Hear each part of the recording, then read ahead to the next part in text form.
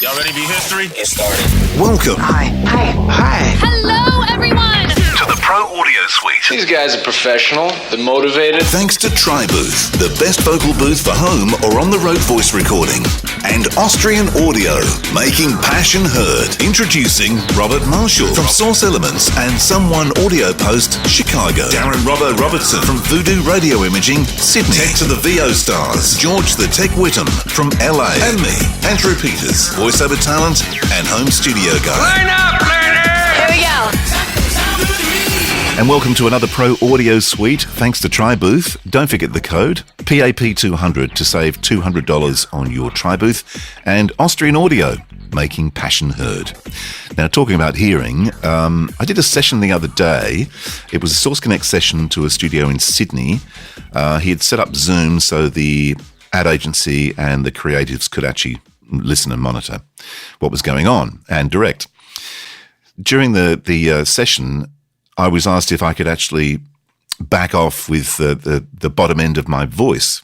Could I lift it a bit, just so it's not so boomy?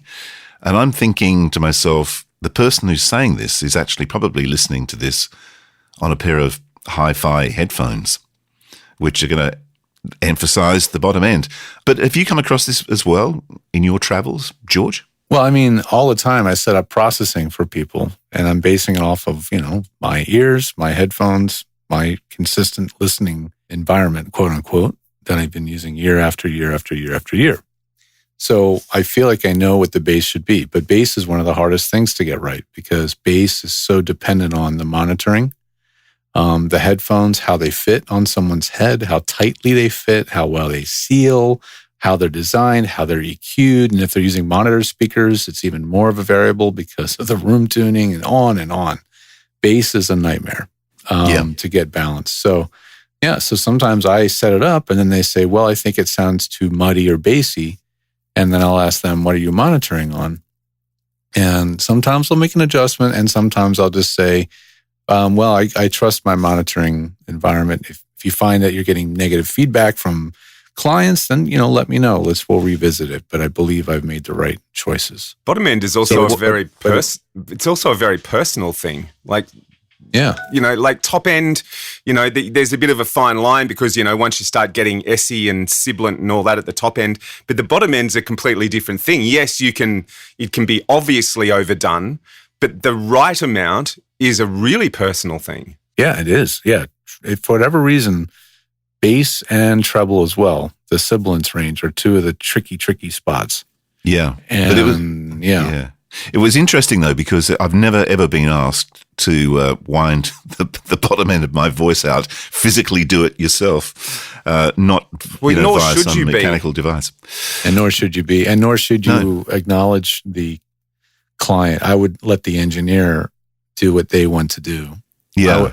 I would not, who am I to say, because I'm not an actor, so I don't know what I'm going to be doing in the moment in that situation and how quickly the session's moving and on and on. Is it your first time ever with that client? Is it somebody you've worked with many times? There's so many things to deal with on a etiquette level. But, I would say to the engineer, is there something you can do to roll off my low end? See, my answer in that situation would have been, hey, look, we're on a bit of a roll here. Andrew's got a good few takes down. I can deal with this later. Too much is better than too little. I can fix this later. Why don't we just get the right read and I'll deal with this later? And you take all the pressure out of the situation.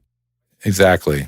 In a Source Connect situation, there's an engineer they're being paid to do and monitor and manage the audio, and that's their job. And the engineer should have spoken up and intervened and not left you holding the bag. That was not cool, I don't think. Yeah. It's funny though, because the problem was, of course, it was actually one of those reads where you were just about eating the mic. That's what they wanted. It was kind of almost whispery kind of thing. And the other so you got the proximity effect as well. That's what they're looking for. That's right. So you're getting all this extra low end anyway, and then they're complaining that it's too much low end. Yeah, and the problem is you're dealing with a client in this case who is it that trains clients? Who made the comment? The client made the comment, not the engineer. Like the engineer didn't step in and say anything. And so, what was the level of interaction the engineer was providing the whole time? Were they doing edits on the fly? Were they just calling takes and that was it? Like they were doing edits on the fly and, that kind of stuff. And did you notice when they played stuff back that you sounded different to yourself? No.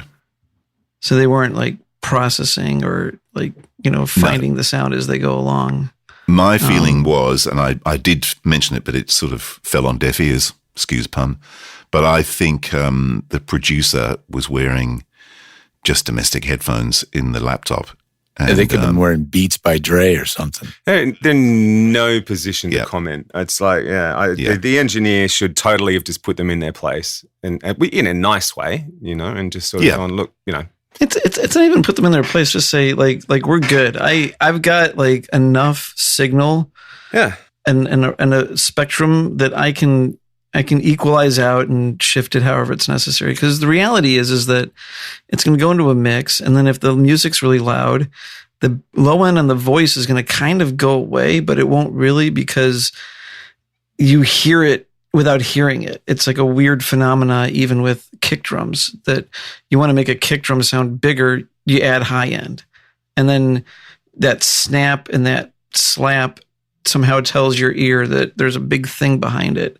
And your brain fills in the difference and you hear the low end that isn't technically there or isn't there as much as you might sort of think it is.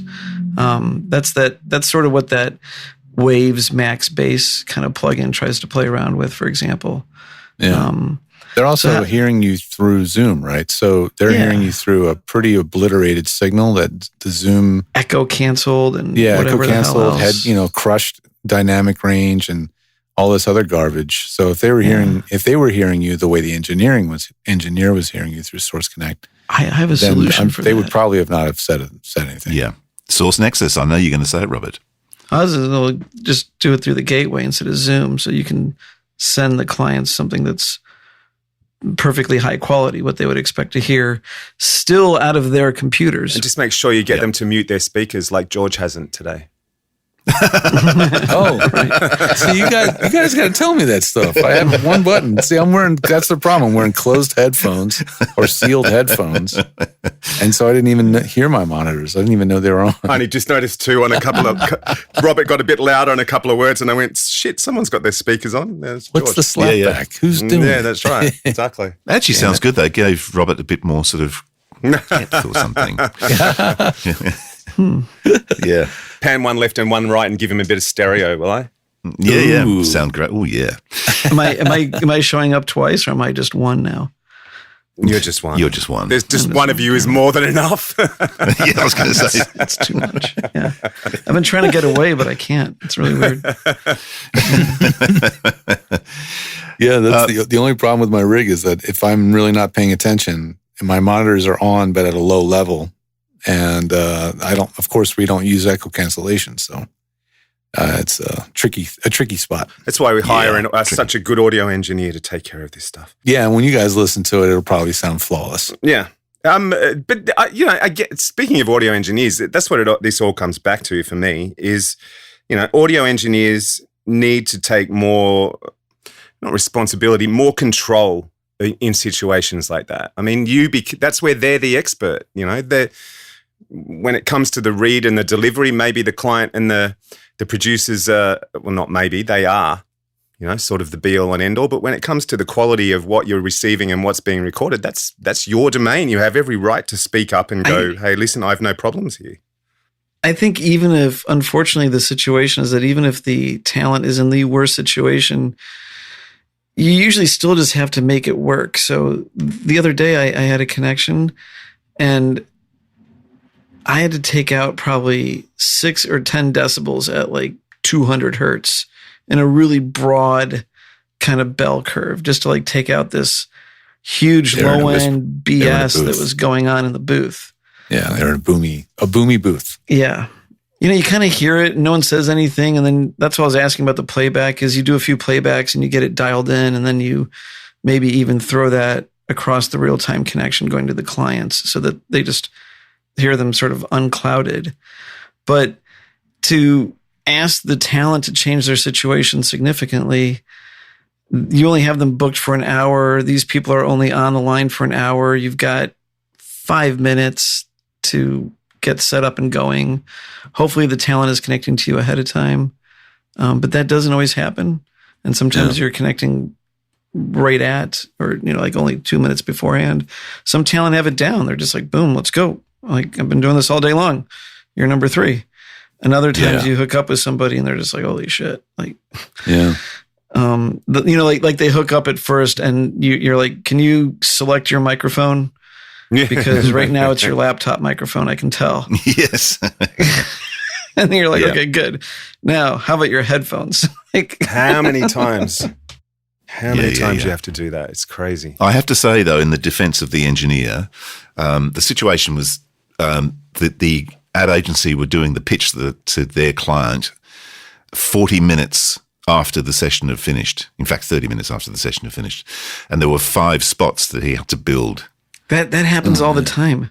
All the more reason for him to be going, let's not fuck around getting the talent to worry about the EQ on their, on their mic. Totally. Let me sort that out when it comes in. All the more reason to go, let's just keep moving. Yeah, he was pushing it along, but when I said,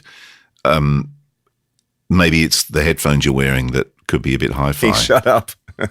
He didn't say a word, and that kind of went straight to the keeper. He's a pussy. Well, I think he was sort of he may not even have heard me. He could have been preoccupied, because I know that they were seriously under the pump, because it was even weird. This session was actually even weirder because they had done the whole record the day before, and then there had been script changes. But the guy that they were happy with, who did the job, couldn't get to a studio in time, and they had to get this stuff finished and presented to the client. So I got a call from my agent saying, can you do a Source Connect session in 20 minutes? I'm like, yeah, sure. What is it with Australia and all this like last minute voiceover shit? Yeah. It's like, it seems to be unique to Australia. Does it really? It's everything I've ever done is like booked 3 days in advance, or still like disorganization. And inevitably they find ways to have things be disorganized one way or the other. But I got a radio imaging client who I was telling AP yesterday, I got a phone call from on Friday going, hey, we want to launch a podcast for the breakfast show on Monday. Can you give us all the imaging and production and stuff? So yeah, I think it's indicative of their perception of how it works in the studio. Like, it's the old classic, well, it only takes 30 seconds to record the voiceover. So how long can it take to put it together? It's like, well, Yeah. Like the only time I see the last minute thing coming up is every now and then someone does go through the whole audition process. They get the person on mic and some creative decides in the first 5 or 10 minutes of the session that this person isn't going to work out. Yeah. And then all of a sudden it's like, call the usual suspect. And then, there's a few names, that cliches in a way, but they'll get the session done. They have the range. But it's not that often at all. Usually everything's booked pretty well in advance, like by days. I like the scariness of the can you jump online now? Yeah, you need the bat pole down at the voiceover booth. Exactly. Yeah, exactly. You mean how we started this session today? I've got it. Yes. Can we do this right now, guys? Because I got to go. Yeah. Speaking of which. You got to go. Yeah. You go, George. It's been fun. Well, that was fun. Is it over? The Pro Audio Suite, with thanks to TriBooth and Austrian Audio. Recorded using Source Connect. Edited by Andrew Peters and mixed by Voodoo Radio Imaging, with tech support from George the Tech Whittam. Don't forget to subscribe to the show and join in the conversation on our Facebook group. To leave a comment, suggest a topic, or just say g'day, drop us a note at our website, theproaudiosuite.com.